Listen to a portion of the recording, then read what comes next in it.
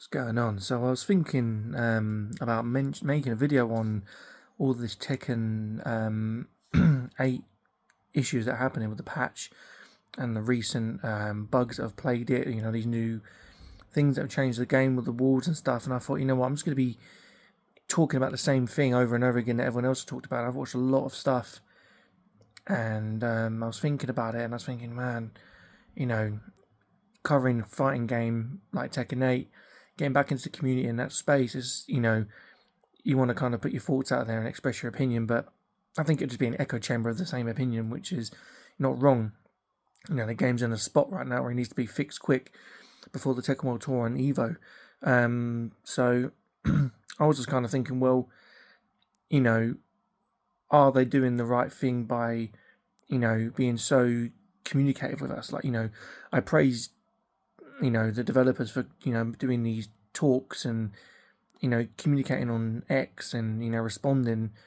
But it's basically a floodgate for people just to put requests in and complain and expect fixes and, hashtag fix this, fix that. It must be like overwhelming to get so much data and, have it all collated. Whereas on the other side of the fence, we had a lot of talk about Mortal Kombat and their issues that plagued their game.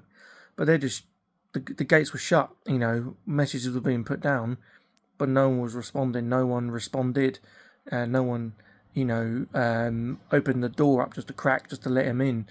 It was just, everything was barred down, and the complaints kept coming, and they weathered through the storm, took a bit of the roof off, but they weathered through, and they've continuously just put the characters out, and yeah, they might not balanced, and they might have issues, and the game still has its problems, and it has its issues, but they just locked down and just kept trucking forward, and I guess we'll fix it when they fix it. But with Tekken, as much as I praise them for being open and communicative with us, on the issues, they've created more issues, and then it's created more conversation, and now this is being hailed as one of the worst patches ever in a Tekken game. And it's a shame that it's gone from being such high praise to being such a low, opinion. And a lot of people have talked about, the premium pass, and ball, the famous ball, which will forever plague Tekken 8 now. It will always be a plague on the game, ball, but wall issues, floor break issues, nerfing, mechanics, not nerfing characters, being deemed as lazy. And it's such a shame for it to be, have that honeymoon phase. And as time's gone on, people have figured out, people have realised that, hold on a minute, this game's built on, rules, and the rules are grab, heat, rage, and, a tier list of characters. Let's be honest, there are a lot of characters in this game that do dominate the rest of the roster. But instead of looking at those characters individually leading up to tournaments, we are just looking at the system and implementing system changes. So I think a lot of people have got it right, and I think, the worrying thing is that we've now got to wait till after Evo to get a balanced patch, of massive proportions to buff characters that have been underutilized. So is that bringing the, from SA, leaving them alone, but let's bring the B, C, D, or whatever you want to call it, characters up to the A, S tier, or the C, whatever tier, what is, what are we going to get? Speculation runs rampant, and from everything I've watched and the people I've seen talk about this issue, like I said, this video isn't to kind of repeat those same, rhetoric, but it's more kind of like, it's kind of like I won't mention any names, but a friend of mine, close friend of mine, who we played together quite a lot. He's disheartened by this game because of the issues in it and the mechanics in it. The mechanics, aren't fun for him, and I totally agree. A lot of people will say the same thing. And when he was saying it, I didn't think, I didn't brush it off and think, no, he doesn't know what he's talking about. This man knows what he's talking about, and I'd believe him anyway, regardless. But everybody's saying the same thing. It's the same thing being said, and I've said it numerous times when I played this game. It just feels like you see a character on screen, you're straight away like, roll your eyes, and it's like, here we go. It's party time, and you just think, God, if I just played those characters, that character, would I be in the same boat? Could I take my Tekken fundamentals, apply it to this character as party time, and become, the show's on? But it's like you don't want to do that. You want to play characters that you connect with and you feel a passion towards. And then you just got it's hard with Tekken's one of those games. That's what the beauty of Tekken is, that you can find that character to gel with. And I really hope that they fix the system issues, the mechanic issues, and then they really take some time to look at the characters. And I know obviously after Evo is going to be the big one, but I really hope they take the time to sit down and really put pen to paper and say, like, okay, we really need to figure this out. We can't just go changing the way mechanics work to nerf a character that can do this much damage on a stage. We need to look at this character and say, why are they doing that much damage? What is it that they're doing?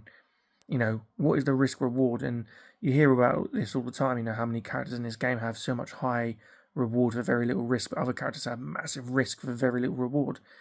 The scales are so off, and it's going to take a little bit of time to level out. And a lot of people said, 8.0, Tekken 8.0, Tekken Vanilla.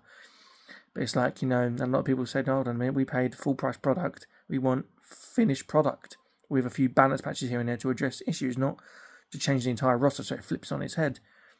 And I think, coming from a kind of, I wouldn't say casual, but coming from an intermediate to advanced to legacy kind of standpoint, this has been one of the wildest Tekken releases ever. I think 7 had its moments, but it was nothing.